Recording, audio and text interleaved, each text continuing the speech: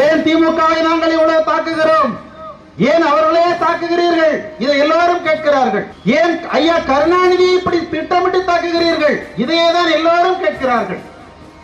இங்க இருக்க அறிவார்ந்த பெருமக்கள், பாப்பா நாட்டின் பெருமக்களுக்கு நான் சொல்லுகிறேன், தமிழ்நாட்டில் எத்தனையோ தலைவர்கள் வாழ்ந்தார்கள், எத்தனையோ கட்சிகளை சேர்ந்தவர்கள். யாராவது இப்படி தாக்கப்பட்டிருக்கின்றாரா? ஒரு காரணம் இல்லாமல் இவ்வளவு பேர் பேசுவார்களா? அதை நீங்கள் எல்லாம் சற்று சிந்தித்து பார்க்க கூடாதா? ஐயா கருணாநிதி அவர்கள் பொறுப்பேற்பதற்கு முன் இந்த தமிழ்நாடு எப்படி இருந்தது, இப்போது எப்படி இருக்கிறது, இதை சற்று நீங்கள் சிந்தித்து பார்க்க கூடாதா?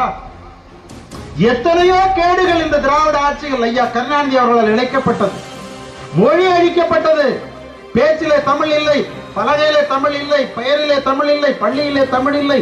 அழிந்து போய்விட்டது தமிழ், அழிந்து போய்விட்டது தமிழ். நாம் தமிழர் என்று